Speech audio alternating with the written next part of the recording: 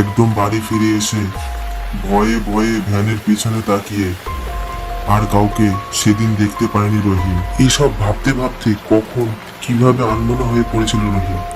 হঠাৎ সুকুমার বাবুর ডাকে আবার হুঁশ ফিরে আসে।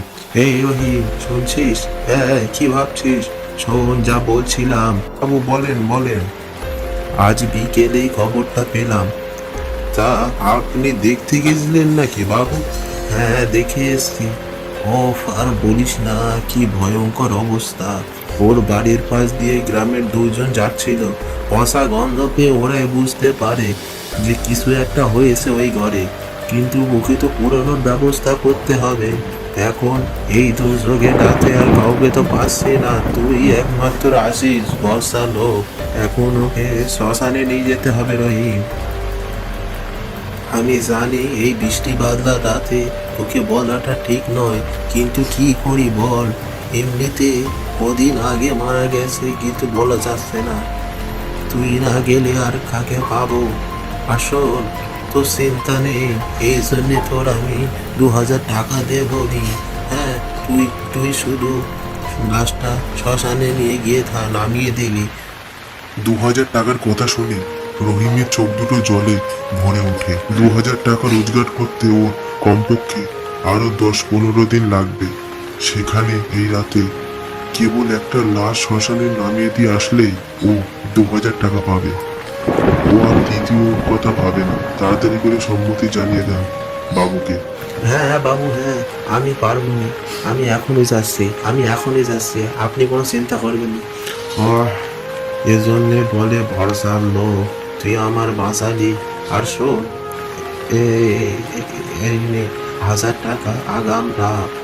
তুই তুই শুধু লাশটা নিয়ে গিয়ে ওই শ্মশানে গিয়ে নামিয়ে দিবি।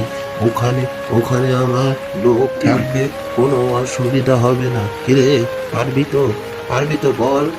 হ্যাঁ বাবু, পারবো না, কোনো অসুবিধা নাই। আচ্ছা তাহলে ঠিক আছে, আমি শুনলাম। তুই তাহলে এখনই জটাবড়ি বাড়ির দিকে যা, বৃষ্টি বাদলে আবার বেড়ে যাবে এখনই।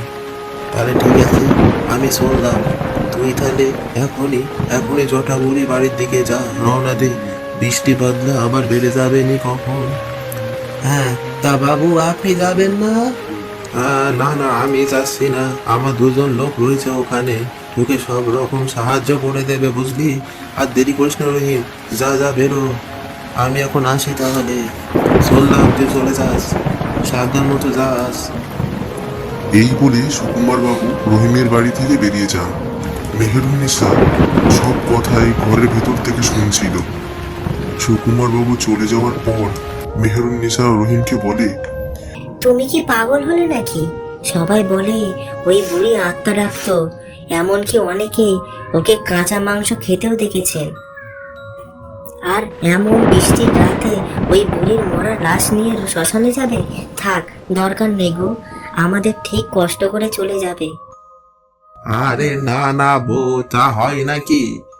আমি আগাম টাকা নিয়ে এনেছি, আর একটা লাশ শুধু শ্মশানে নামিয়ে দিয়ে চলে আসবো। সেখানে 2000 টাকা পাওয়া যাবে। সেই সুযোগ কিভাবে সারি বলো? আচ্ছা, আর দেরি করে যাবে না বুঝলে, আমি এখন যাই, নইলে ঢের দেরি হয়ে যাবে ফিরতে। রহিম ওর বউকে বিদায় জানিয়ে ভ্যান নিয়ে বেরিয়ে পড়ে জটাবুড়ি বাড়ির দিকে। মেহেরুন্নিসা দরজার চৌকাঠে দাঁড়িয়ে রহিমের চলে যাওয়ার দিকে তাকিয়ে।